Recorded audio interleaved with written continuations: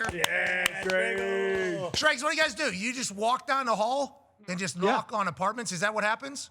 Yeah, more or less. You've got giant apartment buildings with, 20 apartments on one floor. You knock on the door and there's a dish out front and people come out and you could do a lot of damage in a little time. But I live in Brooklyn where it's a lot of these different like brownstones with stoops and you go stoop by stoop. But I grew up in the suburbs in Jersey where it was you got your eggs, you went nuts and you did your mischief and all that stuff. But in the city environment, it's a little bit different. Halloween, still a thing. Did it die off? I feel like it got good juice this year. My neighborhood's got a lot of juice. Yeah, I think so. I think there's a lot of there was in one particular neighborhood. AQ spent a lot of money. It feels like Halloween's got a lot of good juice.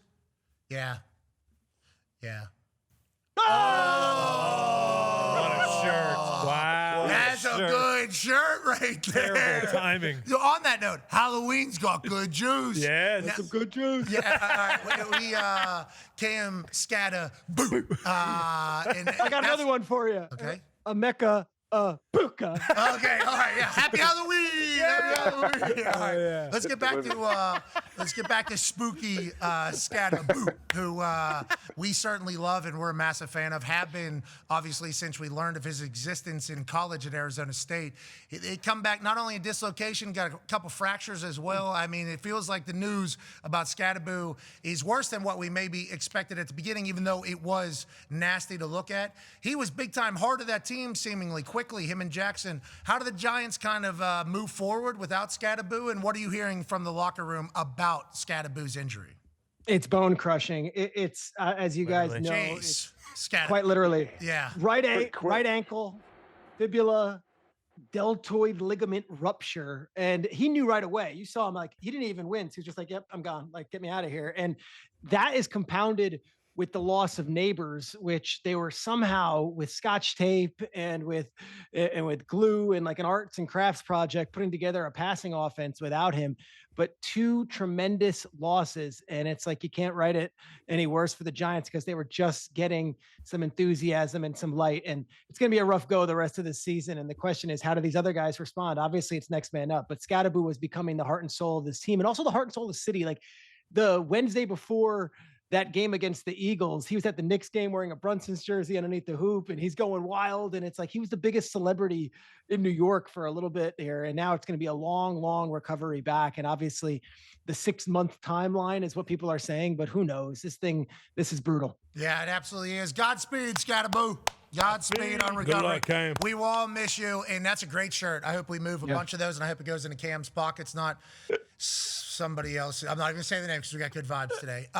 Speaking of today, Aidan Hutchinson just got paid $141 million guaranteed, most guarantee for a non-quarterback in the history of the NFL. How long have they been working on this? I think we all kind of thought it was going to take place. JJ mentioned about how this is pretty deep in the season for this type of contract to happen. What were you hearing on the conversations that led to this, and what are you hearing out of Detroit after the deal gets done, Schrags? Well, this is like your perfect hometown kid does right and has done everything right and has recovered from the injury and been even better off of it. But I was hearing about this deal potentially coming down before the season. So it doesn't, and yet it does in week 9, which is great. You have to take care of it. And what the Lions are proving is draft well, take care of your homegrown players, and you will be good for a sustained amount of time. Now, of course, it's easier said than done. But when you look at Brad Holmes' last few drafts, whether it be obviously Aidan Hutchinson, but Gibbs has been tremendous. Branch has been a defensive leader. Alan McNeil, they've got all these different guys that they drafted themselves. They're not huge spenders in free agency. They don't go wild. They made the one big trade with Jared Goff. And here we are, and they've got a team that's all homegrown talent that grew up together, and they took care of their defensive leader in Aidan Hutchinson. Yeah, and they're winning too. You know, like whenever you take care of your own people, that means you got to hit on your draft picks. They've certainly done that at a very, very high rate. Everybody fits their culture. Obviously, Aidan, perfect for Detroit and the state of Michigan. Congrats to him and his whole family getting this deal done. Now, we, as parts of the sports media daily sports conversation, immediately spun it to a different conversation. Can you put up all the top paid defensive ends, please? Let's so go. you look at these, and now on the far right, Trey Hendrickson there. We got Burns off the graphic. We had two different graphics. Burns was on the graphic at like 28.2 million. Josh Hines Allen is like 28.8 million or something like that. Trey Hendrickson now at 29 million, which is 13 million higher than what it was going into the season. But you look at kind of everybody up there, you got game wreckers all over the place. Micah gets traded to get that deal done. TJ and Aidan stay where they're at. Myles Garrett stays where he's at. We immediately, after seeing Myles Garrett throw his helmet this past weekend after getting 5 sacks, we start chit-chatting about, wait a minute. Myles Garrett may be on the move, especially with Spotrac putting out a tweet about how easily movable his contract actually is. You don't have to really pay anything until like 2028 or 2029, and you can renegotiate a deal. Maybe Myles Garrett's on the move. Go ahead, AJ. Yeah, as far as that goes with Myles Garrett, I know Shefty tweeted something that there's no chance that the Browns claim there's no chance they're going to trade him. I guess, do you believe this? And what are the chances, I guess, that Myles does get moved? Here's what it is. It's the dead cap money that is so treacherous, and it would be something that would hamper the Cleveland Browns for years to come. And I know on the websites that do the salary cap, there's ways around it, and you could say, well, another team could pick up some of it. If you go through it, though, it would be such an anchor on them, even if they got, 4 first-round picks, even if they got back another talented player. That salary, the way it's written, it will come back to be eating them for years and years to come. And that said, what are you bringing in that's not Myles Garrett? Now, I know he made his voices. Trust me, Super Bowl week, the amount of shows we did on Good Morning Football about, where should Myles Garrett go? And then at the end of all that, him demanding trades and requesting trades for him to be like, no, I'm actually happy with 40 million. I couldn't imagine putting the toothpaste back in the tube. But clearly, this is a guy who has had interest in leaving, got paid, kept his mouth quiet for a little bit, and now is kind of like, well, what are we doing here? And now that the number has gone even higher with those last 2 deals, you could argue that, gosh, another team would pick up that salary and would eat all of it and would be getting a bargain based on how good he is. I just think the dead cap money is so treacherous that Cleveland, from a salary cap standpoint, it would be really hard to navigate for the next several seasons. $61.4 million in dead cap over a 2-year period for them. We saw the Denver Broncos do what they did with Russell Wilson's contract and everything like that in the past. I'm not saying that Cleveland would do that, but I'm just saying people from outside looking in automatically go, wait a minute, Myles Garrett might be on the move. Now, the team that he would potentially be going to made a couple moves last night. Get rid of some players, pick up maybe a 6th-round pick instead of a 7th-round pick. They have the most amount of cap space. Let's leave Myles Garrett out of this. But what do these moves kind of signal to you from the New England Patriots last night, who have the most amount of cap space available in the entire NFL here as we sit, and a very good football team, Shrakes? And they might not be done. I think some of these moves, Marcus Jones has been an incredible player for them, and that's one of the last picks that Belichick made that you can point to and be like, all right, Bill nailed on that one. These 2 guys did not work out long-term. Obviously, Duggar was a good player early on. They get rid of them. They have all this space. So does that mean they're going to have another chess piece that they're going to add? They're going to make another move. But this is more or less Mike Vrabel purging of whatever was there that he inherited that doesn't fit his future vision. And that could be Keon White. It could be Kyle Duggar, both fine men, but like Keon White had a great training camp this year. We got excited about it. It hasn't developed. And Duggar, there wasn't a place on the field right now for him. So they make these moves. And if you're looking at what this Patriots team is, and I spoke to Brian Hoyer for a while this morning, just talking about Frank May and dog for real, Ohio guy. And Hoyer was saying, like, they are so ahead of schedule right now, but we might not have on the outside expected them to be where they at, but like they kind of do. Like they had this vision internally that they would be contenders and they would be able to be this good. And Vrabel and McDaniels are coaching up this team that's so young that they have this unselfish vibe to them, in that you look at the wide receivers and you look at the tight ends, it's like everybody eats. I went through it earlier this week. I was on NFL Live and I was like, Booty led the team in receiving one week. Stevenson did, Mac Hollins did, Hunter Henry did, and they all celebrate each other. There's this great young vibe. So nothing against Keon White or Kyle Duggar, but this is like Vrabel's vision of a future, Vrabel's vision of this run right now.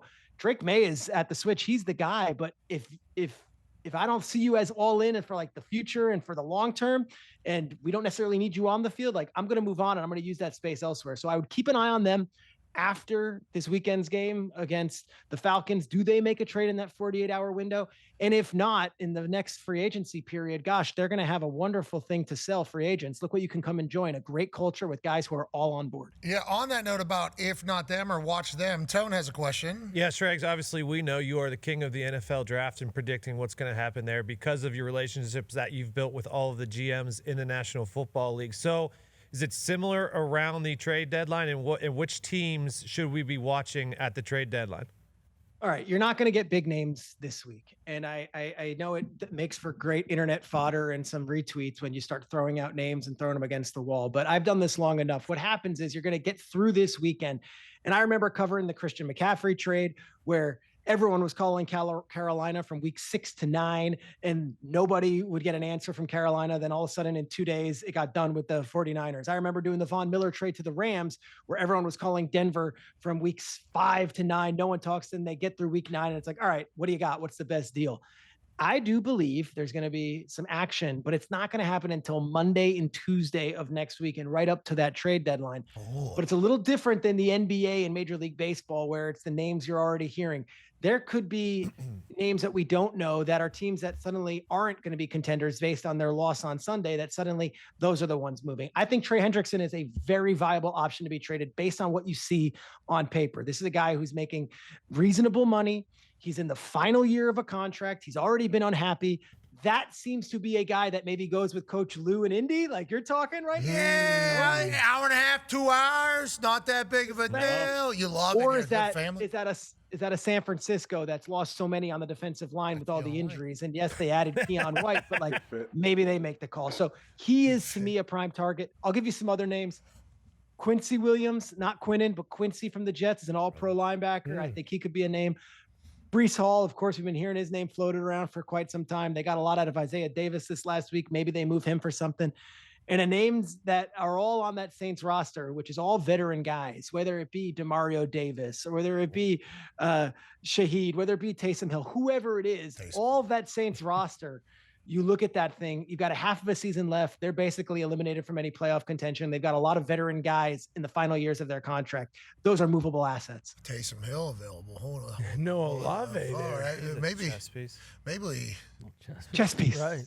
Where do you plug him in? Could you imagine Tyler Warren and Taysom Hill and Jonathan Kasparov Taylor all in the backfield? And And you Dimes. got Dimes taking a snap. You got a triangle around him. Heisman backfield. Oh, my. Who's quarterback? We don't know. Who's running it? We don't know. Who's going? We don't know. Who's throwing it? We don't know. I mean, Shane Steichen's got a lot. We don't know. The defensive coordinator's got to figure out. Just something to think about as we're on top of it. Okay, I'm excited to see how trade deadline works. And if you're saying nothing's going to happen this week, that's good. We can focus on Halloween and who stole his decorations. You mentioned a couple Jets players there. Let's talk about that place. Aaron Glenn gets his first win. Go ahead, AQ. Yeah, Shrek, speaking of the Jets, they got a big win against the Bengals. The run game looked good. The offensive line looked good. Justin Fields looked good. Did he earn the confidence back from the organization? At this point, it's like, when you're going to talk publicly about the quarterback position, no one's trying to curry the favor of the owner anymore. He said what he said. Okay, let's do it for ourselves.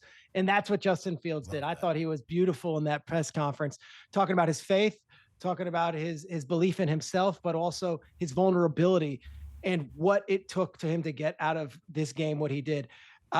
Obviously, AJ and AQ and Pat, like, the loss of Nick Mangold on Sunday morning broke a lot of us. And I got the news 10 minutes before it went public. And I've known Nick, obviously not as long as you, AJ, but like, that's a dear, dear person in my life, both as a professional covering him and then in his media stuff and just knowing the guy. I think that was felt throughout the Jets organization to start the morning that way, which was such a backbreaking way to start an NFL Sunday. And it's going to be with us for a long, long time thinking about Nick. But then for them to rally around the way that they did as a team and, forget this owner and whatever he said this week and forget what everyone's saying about us on the outside and forget for us to rally around. And maybe I'm being, I'm not connecting it, but like this was a special moment for the Jets organization. And I don't know what fueled them to find the way, but they did. And so my long reaction here is there was no reason they should have won that game. And yet they did.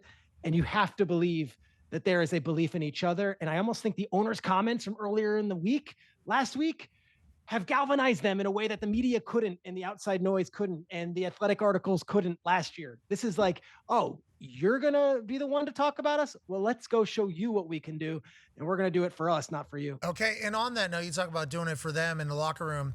I think it's really cool. Aaron Glenn, I don't know how much he got to know Nick, but like his first win as a Jets coach is same like Nick Mangold's a part of it. You know, like that is that's a cool thing I think from all of us football people. Whenever I didn't get to know Nick Mangold as close as you guys, but he's beloved by everybody, brother. I mean, that is a jolly soul that I think we will certainly miss. And I think everybody that morning were like, Jets gotta win. Like that was literally, I think, like everybody's natural reaction. And then for them to actually do it, really cool shit. You know, football. And the fashion that they did it with the comeback, but also like Aaron Glenn, this is so deep cut football, but you'll appreciate this. Aaron Glenn has been destroyed for his game management and his clock management. They were down, 8 points and they go for 2. And that's the analytics answer. You're supposed to do that when you're down because then you get another shot at it and you can win in regulation. And like 50. It actually worked out. He played it as well as you possibly could. And for everyone calling him a dummy in the media and for everyone saying, well, why aren't you doing Hail Marys? And for him to get like the clock management spot on and for it to actually work out, it's a nice little win for Aaron Glenn also. Like, hey, I know what I'm doing. Everyone relax. Like I can do this. I thought that was pretty cool also. There's a coach we know that can do it. He's won the coach of the year. He's got a team that has made a couple decisions, let a couple great QBs out the door. Go ahead, Ty Schmidt. Yeah, Schrags, as far as you know, are the Vikings still 100% all in gung-ho on J.J. McCarthy? Because there's more stuff coming out now with Carson Wentz, them saying, he broke a bone in his shoulder and he was playing with a torn rotator cuff since Ireland. So it's been a couple weeks now. And obviously we know JJ's, soft benching that some people are saying. But then Kevin Seifert he's the beat reporter for the Vikings for ESPN. He basically said well, now we got to see if it's JJ McCarthy's team or could it potentially be Max Brosmer too. So kind of weird that he's being mentioned in the same sentence. What's the temperature in Minnesota? Is it still 100% JJ McCarthy's team? Yes, and it has to be. There are two different things happening right now. One is what they let walk out of the building and Sam Darnold and not franchise tagging him, and it's revisionist history, but we all conveniently forget the last 8 days of Sam Darnold's career as a Minnesota Viking. Everyone afterwards well, yeah, you can't re-sign that guy after the way that he played against Detroit and against the Rams in the playoffs. It's just not going to happen here. So that's revisionist, but it's also Daniel Jones was in the building. Oh, yeah. And they obviously traded up in the draft to get J.J. McCarthy when, Bo Nix was drafted 2 picks later. So there's all these different things in play here. The truth of the matter is I can't imagine any young quarterback in the league to have more pressure riding on him the rest of the way this season than McCarthy. He's 22 years old. He's played 6 quarters, in his NFL career, basically 2 games. One of those quarters was good. And now you're basically saying, all right, with a high ankle sprain, go and save the season, lead us, and somehow justify us moving on from Darnold and Daniel Jones, who are both going to be in the MVP candidacy throughout the season. It is a huge mountain for this guy. And yet it's just what the job requires and what he has to do. He had this high standard when you come in and they say, we're going to rather have you than a guy who led us to a 14-3 record. And he's now got to do that and then also overcome what Daniel Jones is doing in Indianapolis from a perception standpoint. But yes, this is JJ's team. They're all behind JJ. If Brosmer or Woodford plays, the reason is that JJ McCarthy just physically couldn't go. You heard that right. Could they have signed the Wolf today. What? Yeah, practice squad. The Wolf Man? Yeah. He's finally back. Yes. Ow! Yes. Who On Kevin Halloween O'Connell- week? Yeah, bingo. Ow! Pride of Wake Forest, who Kevin O'Connell once coached in LA and has a familiarity with. Oh my God, it's not real till I see a Seifert tweet about it. Vikings have added a veteran quarterback in John Wolford. This man started over Jared Goff He did a playoff game. in the Los Angeles Rams. Listen, I love the Wolf just as much as the rest of us, but I don't know if you love him as much as me just by the tone in which you're saying what you're saying I'm right just now. saying Brosmer could be a Purdy situation. Brosmer? Yeah, Wow. could be a Lance Purdy situation. Wow. He was great for the Gophers last season. Well, Scott, you ma, brother, especially in Minnesota, you got to do Bingo. what you got to do. Bingo. And you said there's a lot of pressure on JJ. I agree that there's a lot of pressure on JJ, especially because of all the outside factors and the injuries and everything that's taking place and how good we know that team is and the coaches. It's like you go back to that draft class, it's like Drake May's kind of carrying a team right now. He is on his back. I'm excited to see the story told. They're already redrafting on TV. Oh, yeah. We already redrafted Trust me, that entire. I'm on these morning shows. We're doing redraft. I'm like, can we change week to week? Yeah, legit. That's football in a nutshell. And on that note, feels like we're in a different time now than we were just a few weeks ago with a dynasty. Go ahead, Con Man. Yeah, Schrags. Obviously, after the Chiefs and Eagles started the season the way they started, and they both just played in the Super Bowl, but still, everyone was kind of killing them for a little bit, and now it feels like they're both hitting their stride. The Eagles have been the best that we've seen them. Jalen Hurts kind of clicking on all cylinders, and the Chiefs with Rashee Rice back is a massive problem. But do you think these two are going to go now? Do you think it is going to be a, hey, who can hold off the Chiefs, who can hold off the Eagles in both conferences? And those two, Veach and Howie Roseman, do you expect them to be, as active as they typically are around this time? I think Howie is always looking to add assets, which is why I dismissed the AJ Brown trade rumors out of pocket from the last 3 weeks. Even as fervent as everyone might be that he's out, it's not going to happen this season. They have a good team going, and they've got a star player in AJ Brown. And if I've known Howie for 20 years, which I have, he doesn't trade away blue chip assets. He says, let's figure it out with these guys and let's give him more help to do it. I find both of these teams have really interesting games in the next couple of weeks. The Chiefs-Bills game is fascinating to me because we're already crowning the Chiefs. A loss, though, would then give them 4 losses in an AFC that's loaded, an AFC West that has the Chargers as still an undefeated team in the division. And that suddenly puts them in that 5, 6, 7 range where they have to go on the road throughout the playoffs. Now, I am a company man with ESPN. I just joined this place in March. I just got here. I can't sell you the importance sometimes of these Monday night matchups. I can't. But on week 10, we have an Eagles-Packers Monday night football game with Troy and Joe in the booth and the Manning cast going on ESPN. I think it's the biggest matchup of the NFC this season. And if you add in the fact that the Packers are the team that made the tush push, recommendation, rid of it, and let's try to cripple these guys from what works them work. I think it's the game of the season in the NFC, and you've got two different teams. This Eagles team that's so gosh, there's so much friction. It's so rocky, and everything on the outside seems like it's falling apart. And then you've got this kumbaya Packers team that everyone loves, and they just added Micah and couldn't go wrong.